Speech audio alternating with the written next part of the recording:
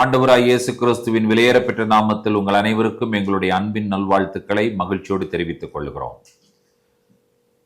இன்றைக்கு சங்கீதத்தினுடைய இந்த தொடர் தியானத்தினுடைய வரிசையிலே கடைசி சங்கீதத்தை நாம் தியானிக்கிறோம். 150ஆம் சங்கீதம். இந்த சங்கீதத்தினுடைய துவக்கம் முதல் இன்று வரை எங்களோடு பயணித்த எங்களுடைய எல்லா அன்பு நண்பர்களுக்கும் ஆண்டவராய் இயேசு கிறிஸ்துவின் நாமத்தில் எங்களுடைய நன்றியை தெரிவித்துக் கொள்கிறோம். நிச்சயமாக இந்த தியானங்கள் உங்களுடைய தனிப்பட்ட வாழ்க்கைக்கும், உங்களுடைய குடும்ப வாழ்க்கைக்கும், உங்களுடைய ஆவிக்குரிய ஜீவியத்திற்கும், சமுதாயத்தில் நீங்கள் வாழ்கிற வாழ்க்கைக்கும், உங்களுடைய செயல்களிலே கிரியைகளிலே நீங்கள் எடுக்கக்கூடிய முடிவுகளுக்கும், அது மட்டுமல்ல உங்களுடைய பாதைகளிலே நீங்கள் கடந்து வருகிற சில சமயம் மிக கடினமான பாதைகள், சில சோர்வான சூழ்நிலைகள், சில சமயங்களிலே வியாதி பலவீன நேரங்கள், இப்படி பலவிதமான பாதைகளிலே நீங்கள் கடந்து வந்த இந்த நாட்களிலே இந்த சங்கீத தியானங்கள் உங்களுக்கு ஆசீர்வாதமாக இருந்திருக்கும் என்று சொல்லி நாங்கள் நம்புகிறோம். இந்த ஆசீர்வாதத்திற்கு காரணம் கர்த்தருடைய வார்த்தை தான். கர்த்தருடைய வார்த்தை மட்டுமே நம்மை எல்லா சூழ்நிலைகளிலும் ஆசீர்வதிக்க, நம்மை வழி நடத்த, நமக்கு வெற்றியும் ஜெயத்தையும் கொடுக்க போதுமானது.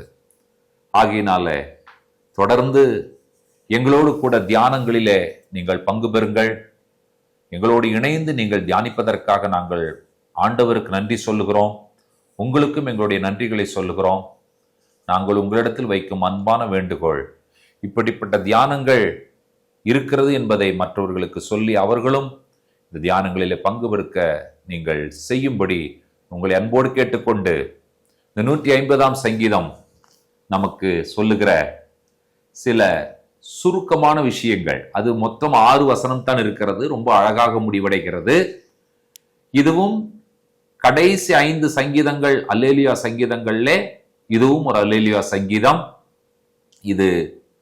இந்த சங்கீதமும் அல்லேலூயா என்று துவங்கி அல்லேலூயா என்று சொல்லி முடிவடைகிறது.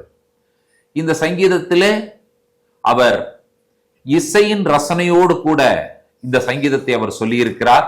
இந்த சங்கீதத்தை நீங்கள் படிப்பீர்கள் என்று சொன்னால் எக்காளம், வீணை, சுரமண்டலம், டாம்பரின், டான்ஸ், ஃப்ளூட், அதுக்கப்புறம் ஃப்ளூட்ல இன்னொரு வகை தீங்குழல், கடைசியில சொல்லும் பொழுது அவர் உங்கள்கிட்ட எதுவுமே இல்லைனாலும் பரவாயில்ல, ஓசையுள்ள கைத்தாளத்தோடும் பேரோசையுள்ள கைத்தாளங்களோடும் அவரை துதியுங்கள் என்று சொல்லி முடித்து விட்டார்.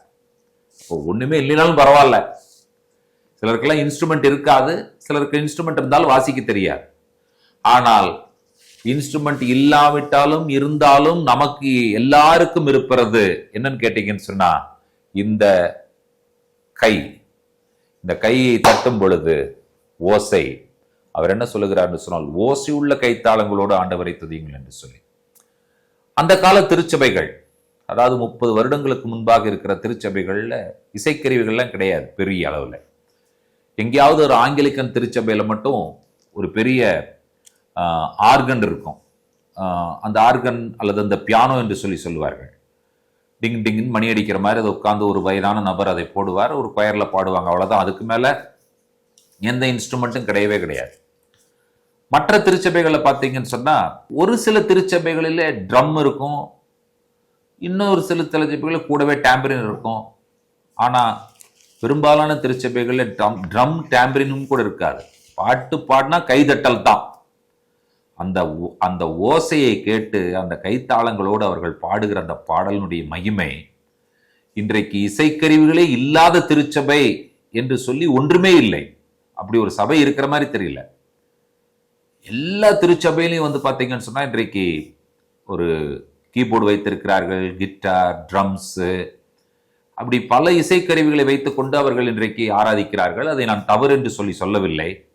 ஆனால் அந்த இசைக்கருவிகளோடு மக்கள் பாடுகிற பாடல்களை நீங்கள் கவனிப்பீர்கள் என்று சொன்னால் அவர்கள் கை தட்டுவது பார்த்தீங்கன்னு சொன்னா அது ஒரு ஸ்டைலாக மாறிவிட்டது. சத்தமே வராமல் கைதட்டுவார்கள். அது எப்படிதான் கைதட்டுறாங்கன்னு தெரியல. இது ஒரு ஸ்டைலாக மாறிவிட்டது. ஆனால் அந்த காலத்துல அவர்கள் பாடும் பொழுது முழு கூட்டமும் இணைந்து ஆண்டவருக்கு நல்ல மகிழ்ச்சியோடு இப்படி கைகளை தட்டி பாடுகிறதை நீங்கள் கவனித்திருப்பீர்கள்.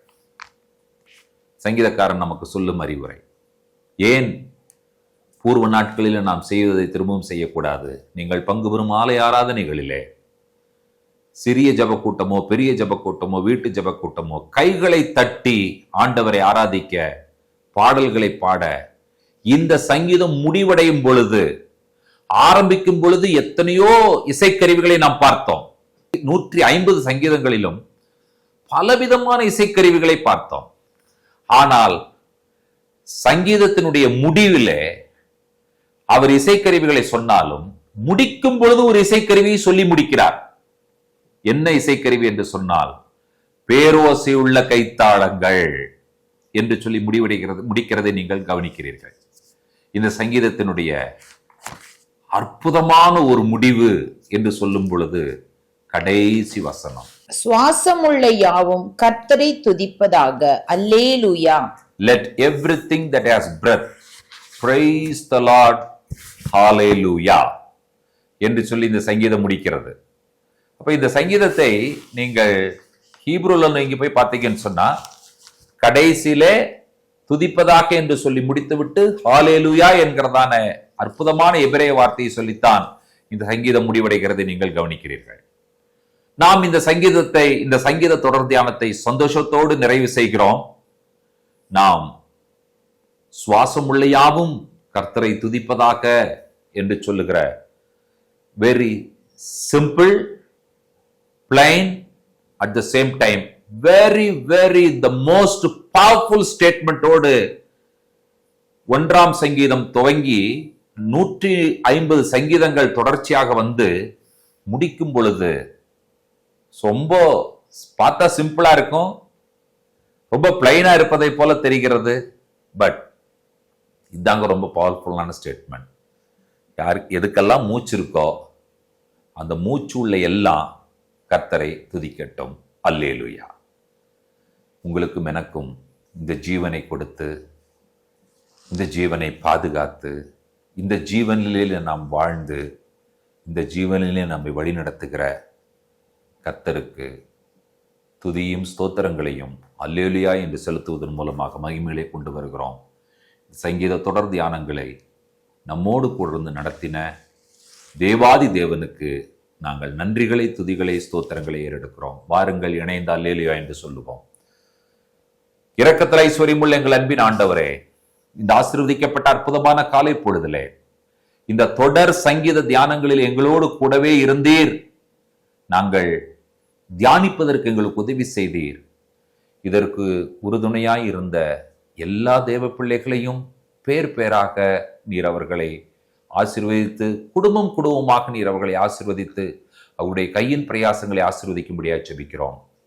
தவறாமல் எல்லா நாளும் கேட்டு, ஆண்டவரே கேட்டதோடு மட்டுமல்ல, shalom, amen, praise the Lord, இது எனக்கு ஆசீர்வாதமாக இருந்தது என்று சொல்லி, ஆண்டவரே இதை குறித்த காரியங்களை ஆண்டவரே தெரியப்படுத்தின எல்லா தேவ பிள்ளைகளுக்காகவும் ஜெபிக்கிறோம். ஆண்டவரே ஒரு சிலர் தெரியப்படுத்தாமல் இருந்திருக்கலாம். ஆண்டவரே அவர்களையும் ஆசீர்வதிங்க. கேட்ட அனைவருக்கும் தேவனுடைய ஆசீர்வாதம் பெருகட்டும். ஆண்டவரே இந்த தியானங்கள் மட்டுமல்ல, ஆண்டவரே இந்த தியானங்கள் அல்லாமலும் இந்த சங்கீதங்களை படிக்கிற எல்லா பிள்ளைகளையும், எல்லா தேசத்தில் இருக்கிற ஜனங்களையும், எல்லா மொழி பேசும் ஜனங்களையும், இந்த சங்கீதம் யாரெல்லாம் படிக்கிறார்களோ அந்த சங்கீதங்கள் அவர்களுக்கு ஆசீர்வாதமாக இருக்கட்டும். தேவனுடைய வார்த்தை சமூலம் சத்தியம், தேவனுடைய வார்த்தை சமூலம் ஆசீர்வாதம். ஆசீர்வாதமான வார்த்தைகளை கொடுத்த சங்கீதக்காரர்களுக்காக, பரிசுத்தாவியானவர்களுக்காக நாங்கள் நன்றிகளை, துதிகளை, ஸ்தோத்திரங்களை ஏறெடுக்கிறோம். இயேசு கிறிஸ்துவின் நாமத்தில் வேண்டுகிறோம் பிதாவே, ஆமேன். நம்முடைய கர்த்தராகிய இயேசு கிறிஸ்துவின் கிருபையும், பிதாவாகி தேவனுடைய அன்பும், பரிசுத்த தேவாவியானவருடைய அந்யோன்ய ஐக்கியமும் சிநேகமும் நம்முடையோடும் கூட கர்த்தருடைய வருகை பரியந்தம் நீடித்து நிலைத்திருப்பதாக. ஆமேன். தேவ கிருபையும் சமாதானமும் பெருகுவதாக. ஷலோம்.